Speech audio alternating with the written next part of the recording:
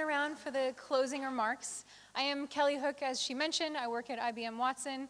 Previously used to work at a startup for 3 years, Prezi, if you're familiar with the presentation startup tool. All right.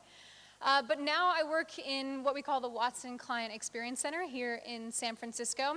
And myself and our team, we host client engagements, usually for a half day or a full day, where we try to understand the pain points of our clients, look at what data they own and have access to, and how can we use that information to work toward a proof of concept or a use case that will help solve their problem with cognitive computing. So to summarize kind of the day today, or in summary, I unfortunately have to keep this more specific to my wheelhouse. I'm not an FSS expert. It's not my core background. But based on the client engagements that I've seen over the last 2 years, I have seen an interesting set of applications and how people have applied some of our Watson core capabilities to FSS use cases. So I'm going to talk about those and just highlight a little bit how those have worked, how they've been trained. Some of our most frequent questions are simply, how does an AI system work? And I hope it helps pull things together to hear examples of those use cases now. And then I'll just close with touching a little bit on data privacy and how we think about that at Watson and some of the concerns that we hear from clients. So for starters, what is Watson? Maybe everyone already knows, but it is, in essence, a diverse set of AI capabilities that are hosted on an open cloud platform environment, which may not be incredibly explanatory, but those capabilities are things you've definitely heard of: machine learning, language, speech and vision, decision and reasoning technologies, compute power, and earlier in the networking session, somebody was saying, well, is Watson essentially Jeopardy all grown up, just a general knowledge graph that's been updating ever since Watson won Jeopardy in 2011? And I think it's a good anchor to start there. Hopefully everyone's familiar with the game show Jeopardy. In 2011, out of IBM research, we developed a core question and answer technology that allowed the system to understand the rules of the Jeopardy game show, how to listen to the moderator's statement, parse out that sentence, and then take that sentence into its knowledge base, which was Wikipedia at the time, essentially unplugged from the internet, representing a very smart brain. And then it would use a number of ranking and sorting algorithms to retrieve a factoid-based response in a matter of seconds. So that core technology was out of IBM research. The system did beat Ken Jennings in 2011, and it was an incredible capability. But it's a good way to start the conversation about what is Watson and how do we think about AI at the company, because it just represents a singular instance of Watson. That particular one was built on the mainframe. Today, we enable our clients to build their own instances of Watson. So there are many, many instances of Watson out there. We just call that one Jeopardy Watson. And two of the use cases I'll tell you about today, H&R Block and Bradesco, they have their own instances of Watson. None of them communicate to each other. Okay, so taking that, and once we won that game show Jeopardy, IBM became interested in expanding this technology into more of a business setting. And healthcare became that first foray after Jeopardy. And that's because you could imagine what if that corpus of documents wasn't Wikipedia? What if it was the Medline repository or other information in healthcare? And then once that began to become a very reasonable expectation, we were getting high confidence, financial services became the next sector. And we focus a lot on domain-specific expertise, so you can imagine all the challenges faced with understanding the regulatory environment of financial service industry and trying to build a domain-specific expertise that can really augment human intelligence in the area of financial services. So to illustrate these points, I'm going to talk to you about H&R Block and Bradesco, because these are two use cases I'm familiar with, and this is not meant to be an IBM Watson commercial. It is simply what I live and breathe. So I'm going to just tell you these use cases, what I know about how they were trained, and then hopefully it's parallels to some other things that you heard today, some other things that you're working on, and it's still a good learning function for that.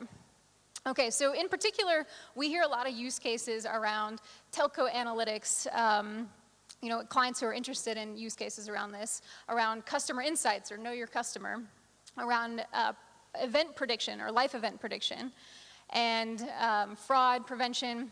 But in the case of H&R Block, they were very interested in building a consumer service tool, a customer service tool that would really be able to help them maximize tax returns for their customers. This was deployed last year. It helped solve 11 million tax returns this past year. But when IBM began approaching this problem a year ago, I mean, I had no idea really at the time much about financial institution vocabulary or really the gravity of the types of information that is processed in that industry. In H&R Block, you know, they filed 680 million tax returns, I think it was, in 2015. And I didn't understand exactly what that number meant, but when you start going into what's required to file a tax return, there's actually 74,000 pages of US tax code material, so material educating you about the US tax code. And each year it updates and changes annually to adjust that tax code. And just for a frame of reference, the Lord of the Rings books, Lord of the Rings, yeah, not The Hobbit, but the other trilogy ones, it's actually 1,300 pages in that trilogy, so just for context, 74,000 pages is pretty absurd to expect someone to manage that.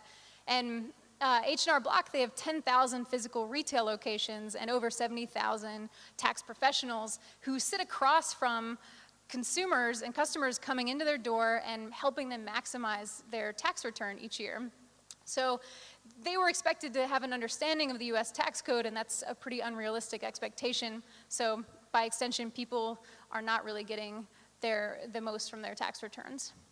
But H&R Block was able to work with us and essentially provide 200,000 historical questions and the expertise of over 60 years of working in the tax code and understanding questions that come through.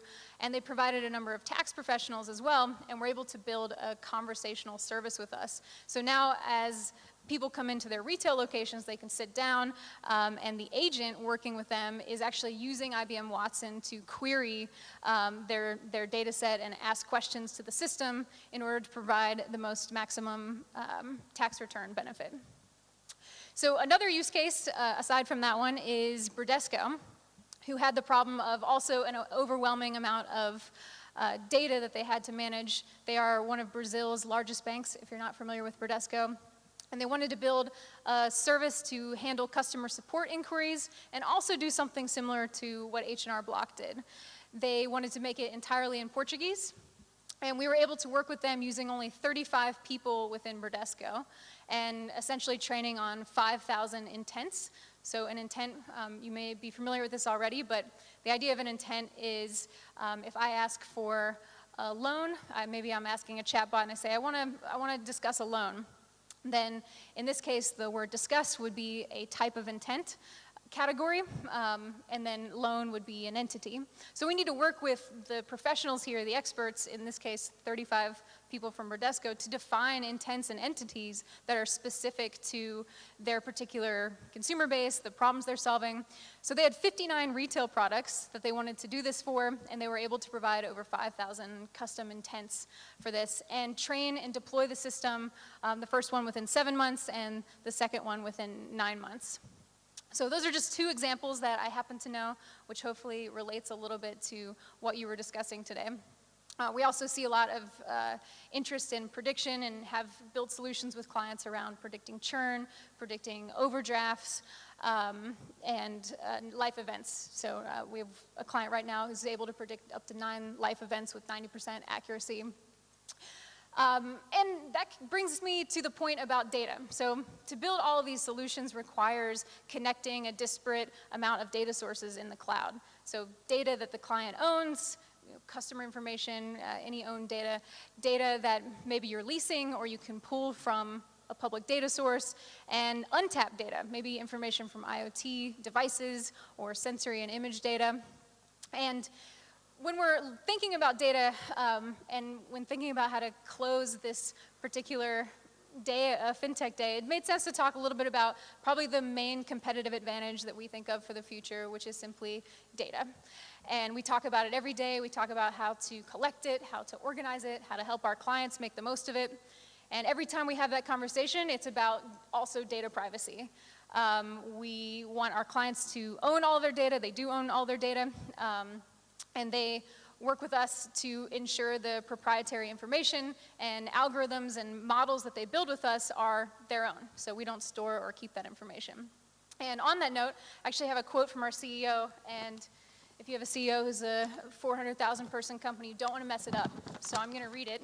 But I love this quote. She said it at Salesforce, and I think it's actually a really proud fact for me as an IBMer, which is that even if this data that a client has or is accessing is free flow data, and they can decide what country that data sits in, not a government. You know, a government won't decide this for them. And if a government asks for access, we're the only tech company that can say that we've never given a government's surveillance program access to that data, and we never will. So yeah, that's a pretty strong statement, and IBM definitely stands behind their data and privacy. And just to articulate a little bit about that model, it allows for businesses to train their own AI models versus contribute data to a central knowledge graph. Users can keep their critical information private and proprietary. It allows them to monetize their own IP, their own data, for their own competitive advantage. So I'll just close with saying, 3 points around how we think about data privacy. And I think it's important as we go forward in the startup space or just in general around cognitive computing that all of us have a little bit of a pillar to stand on related to how we approach data. And also just thinking about artificial intelligence and cognitive computing. So for us, we always articulate that cognitive systems are meant to augment individuals and help them make better decisions. It's not about replacing. Number 2, clients own their own data. Data is proprietary to them. And number 3, just to add food for thought maybe for later, we believe it's really important that we take ownership of skill development in artificial intelligence. We obviously have access to a ton of networks, a ton of data, a ton of resources at IBM, possibly you do as well. And education is critical, not just providing new jobs, but educating in the school systems and around the area. So with that, hopefully those practical examples were interesting and useful, and hopefully you've got something to think about around data privacy. Thanks so much for having me and letting me close out this session.